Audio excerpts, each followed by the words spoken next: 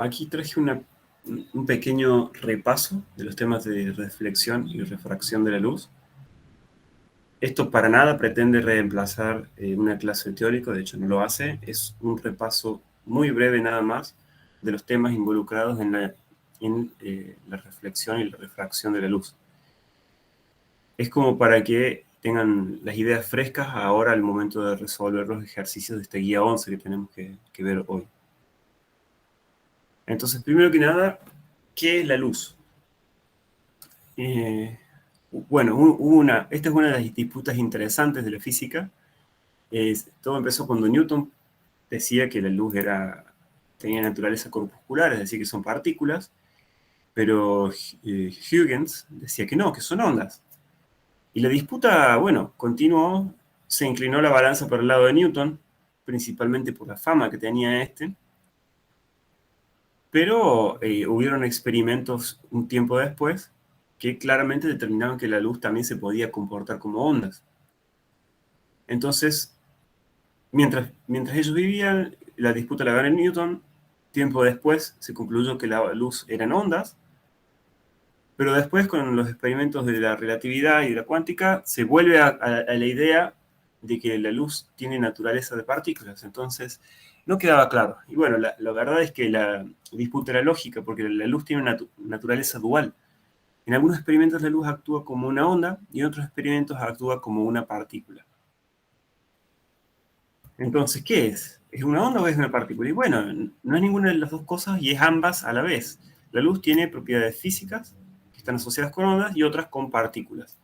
Por ejemplo, la luz puede sufrir efectos de interferencia o de superposición, como en las ondas, pero también puede comportarse como partículas, por ejemplo, en algunos experimentos conocidos como efecto fotoeléctrico, que tienen que ver con cómo la luz puede desplazar los electrones en los orbitales atómicos. Claramente, para poder observar experimentalmente esas propiedades de partícula de luz, los experimentos tuvieron que ser mucho más refinados. Hoy en día, esto es lo que se sabe. La luz tiene ambas propiedades. Actúa a veces como partícula y a veces como ondas.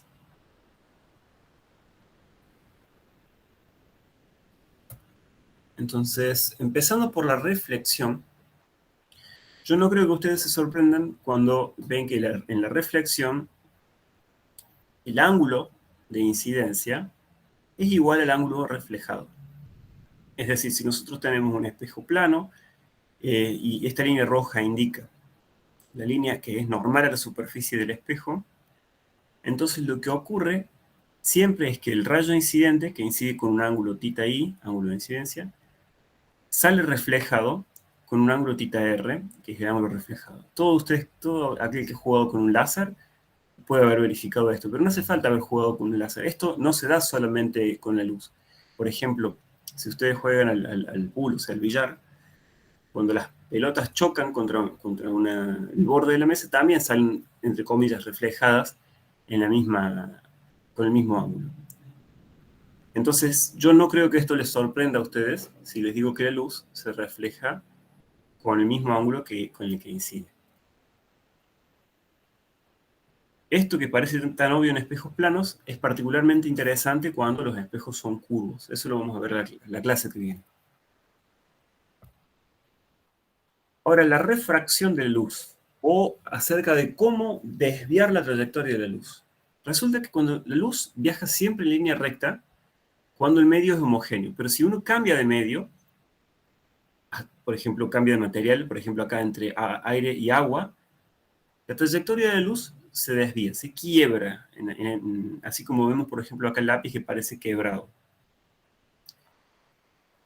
Esto ocurre porque la velocidad de la luz en los dos medios es diferente. En el aire sabemos que es cierta velocidad y en el medio material es otra. No solo diferentes materiales producen estas interfaces de quiebre de la luz. Por ejemplo, aire frío y aire caliente también produce ese tipo de interfaces y distorsiona las trayectorias de la luz, se refracta a la luz. Por eso es que no podemos formar la imagen del avión que está detrás en esta imagen. Entonces, como les decía, la velocidad de la luz cambia de acuerdo al medio. Entonces se define el índice de refracción de un material como el cociente entre la velocidad de la luz en el vacío dividido la velocidad de la luz en el medio material. Entonces, en aire, la velocidad de la luz en aire es igual a la velocidad de la luz en el vacío, por lo tanto, este cociente da 1. Entonces, el índice de refracción en aire es 1. Pero en agua, la velocidad de la luz es más lenta que la velocidad de la luz en vacío, y de hecho, este cociente da un valor de 1,33, o sea, 1,33, indicando que la velocidad de la luz en el agua es menor que en el vacío. Entonces, como ya hemos visto antes, cuando las ondas viajan de un medio a otro, la frecuencia no cambia. Entonces, si nosotros tenemos acá una interfaz entre dos medios, con índice de refracción N1 y N2 respectivamente, sabemos que la frecuencia en ambos medios es la misma. Pero entonces, las longitudes de onda y las velocidades van a ser diferentes. Entonces, si las frecuencias que se calculan con esta formulita son iguales, entonces la frecuencia en el medio 1, que es B1 sobre lambda 1, tiene que ser igual a la frecuencia en el medio 2, que es B2 sobre lambda 2. Entonces, si hacemos un toque de álgebra, acá invertimos las dos ecuaciones, y acá lo que hacemos es usar esta definición de índice de refracción.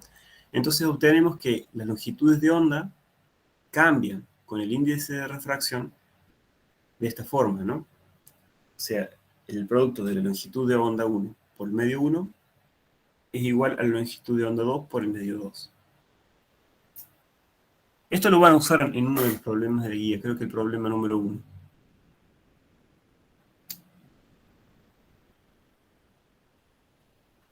Lo que ocurre con la refracción es lo siguiente.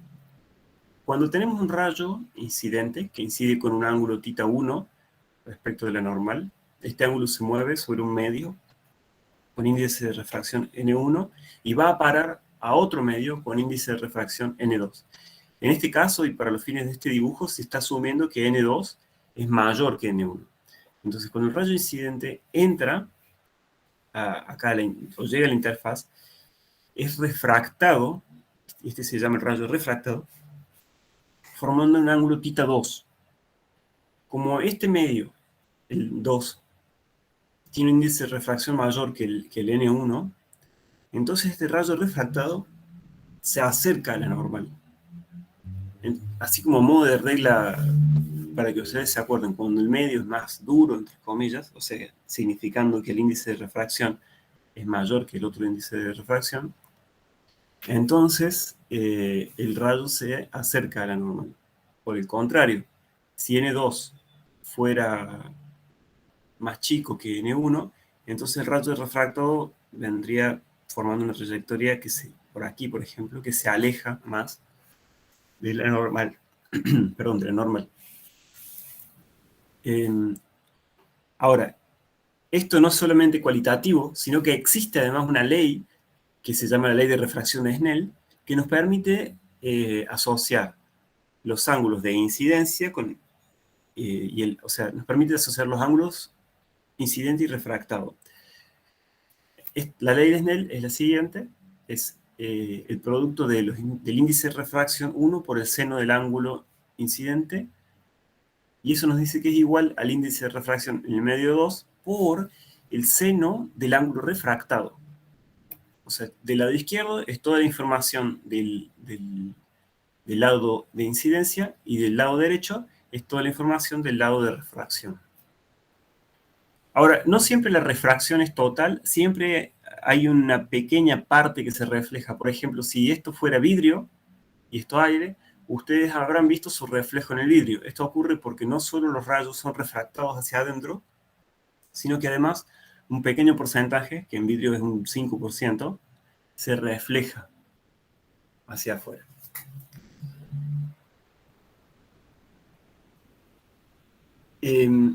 Ahora, la refracción de la luz depende con la frecuencia.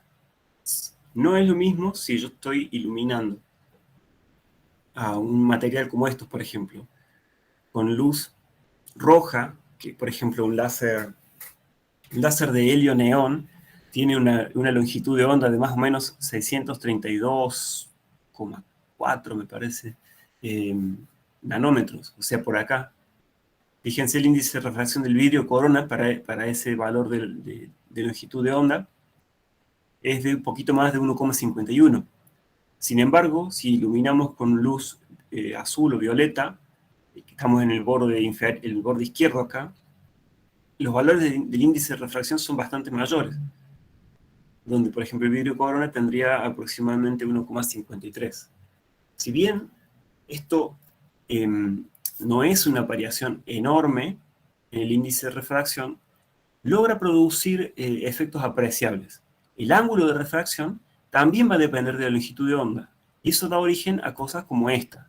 Cuando un haz de luz blanca, que está formado por todos los colores, incide, por ejemplo, en un prisma, se refracta formando diferentes ángulos, y a la salida, los ángulos de salida son diferentes de acuerdo a la longitud de onda de la luz. Y es por eso que ustedes pueden descomponer a la luz en colores cuando tienen un objeto así como un prisma.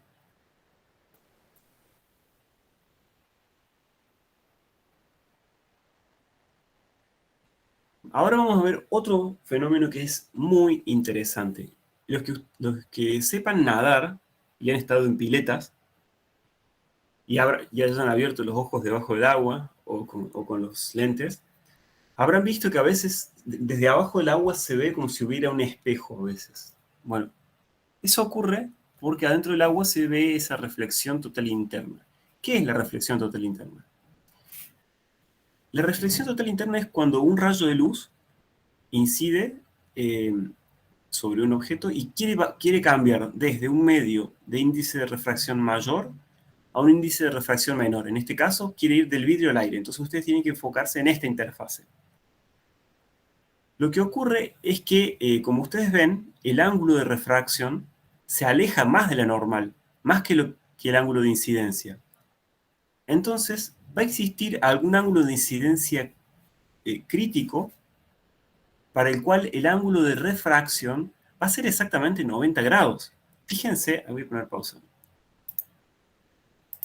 No puedo poner pausa. Ups, perdón.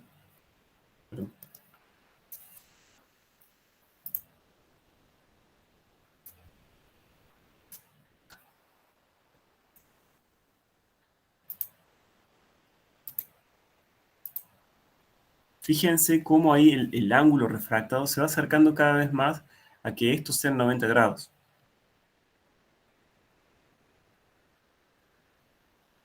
Fíjense, ahí ya está muy cerca. Noten además la dispersión de la luz de acuerdo al color, ¿no? Yo voy a dar play un ratito más para que ustedes vean el ángulo de 90 grados. Y ahí una parte del ángulo es refractado y se ve ahí apenitas, con 90 grados, y la otra parte ocurre acá, reflexión total interna. Este ángulo de incidencia, ese es el ángulo crítico. Para esta interfaz, ustedes pueden ver que es de aproximadamente 41 grados. Un segundito, ¿alguien más quiere entrar a la reunión?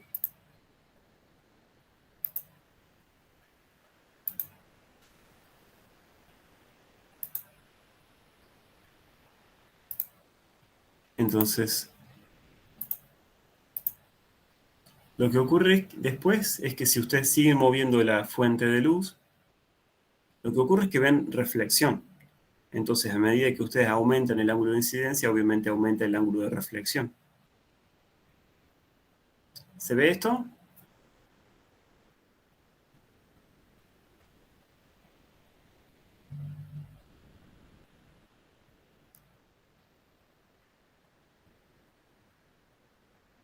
¿Hay alguna pregunta?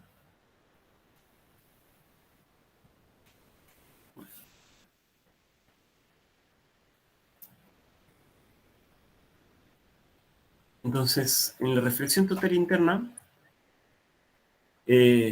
por ejemplo, acá pueden ver diferentes ángulos de incidencia hasta que este rayo le pega justo entre, o sea, este rayo ya se pasó del ángulo crítico y hay una reflexión total interna acá. Este también.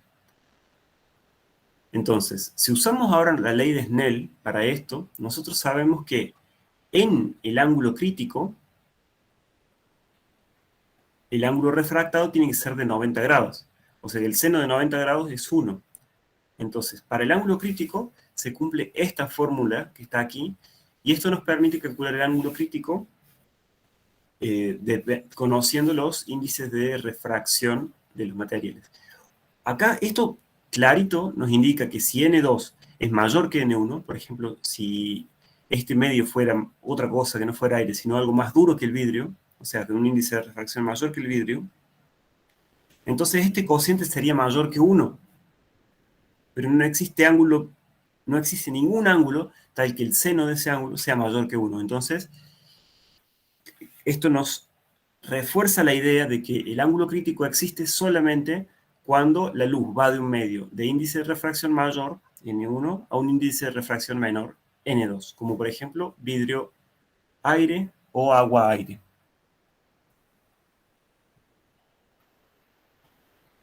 ¿Y para qué se usa esto? Por ejemplo, en fibras ópticas.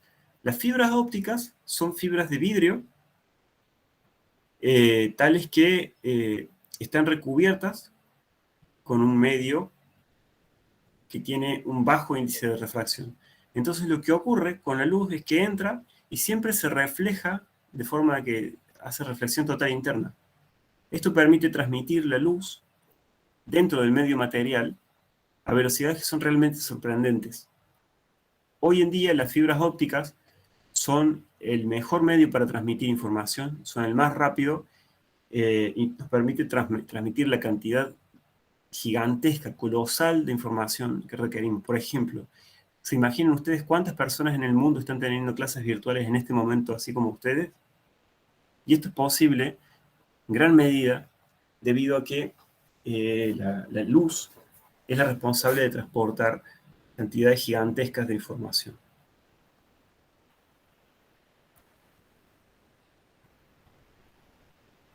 Bueno, entonces llegamos ahora al último tema que rompe un poquito el espíritu así cualitativo de la clase, pero es importante este tema porque nos dice cómo se forman las imágenes cuando tenemos una superficie curva. Por ejemplo, nosotros vamos a considerar la siguiente situación. Tenemos un medio N1 y otro medio N2. El medio N2, o la interfaz entre estos dos medios, tiene esta característica así semiesférica o como un pedazo de cascarón esférico. Por ejemplo, esto es importante cuando ustedes ven, bueno, sí, fibras ópticas u otros tipos de interfaces, como ya van a ver que hay varios ejemplos en la clase. El concepto nuevo que quiero que aprendan aquí es el siguiente. A ver, cuando uno tiene un objeto, la luz emana de ese objeto. No necesariamente este objeto es un objeto luminoso, como una lámpara, pero lo que puede pasar es que tenemos un objeto opaco aquí, al cual le llegan rayos de luz, y esos rayos de luz son dispersados en todas las direcciones. Entonces, finalmente, a nosotros no nos importa esa distinción, solo nos importa que los rayos de luz parten desde el objeto. Ahora, cuando estos rayos de luz llegan a esta interfase entre el aire y el vidrio, por ejemplo, nuestro ojo, estos rayos de luz son refractados. Ahora, puede ocurrir que estos rayos de luz se junten, como ocurre aquí, y donde se juntan, forman una imagen que se llama imagen real. Esta imagen real ocurre porque uno le puede formar en una pantalla, por ejemplo, en la retina de su ojo. Resulta que para situaciones como estas, existe una ecuación que nos permite relacionar la distancia a la que está el objeto de este punto, de este vértice, digamos, de la superficie, con la distancia imagen. Bueno, en esta figura, a la distancia objeto le llaman P y a la distancia imagen le llaman Q. En la guía de ejercicios creo que le llaman S y S'. Diferentes notaciones, pero bueno, la fórmula es válida de todas formas. Entonces, esta fórmula nos permite relacionar el índice de refracción del medio incidente por la distancia al objeto, más el índice de refracción del otro medio por la distancia de imagen, dividido la distancia de imagen. Y esto es igual a la diferencia del segundo medio, o sea, del índice de refracción del segundo medio, menos el índice de refracción del primer medio, dividido el radio de curvatura de esta superficie esférica. Lo que puede ocurrir es que la imagen que se forme tenga una altura, h', que sea diferente de la altura original del objeto, que le llamamos h. Entonces la amplificación se define como esto, y geométricamente se puede demostrar que tiene esta expresión. Entonces, para la convención de signos, a ver, ¿cuándo uno toma P como positivo, Q como positivo y R como positivo? Bueno, en esta imagen todos son positivos. P es positivo cuando está a la izquierda de la cara de esta de la superficie. Q es positivo cuando está a la derecha de este punto. Y R es positivo cuando la curvatura es como esta, o sea, cuando el centro de curvatura está a la derecha de la interfaz. Acá esta interfase podría haber sido diferente, podría haber sido cóncava, entonces en ese caso el radio de curvatura está a la izquierda, entonces R podría haber sido negativo. O cuando la imagen se forma del lado izquierdo de este punto, allí Q es negativo.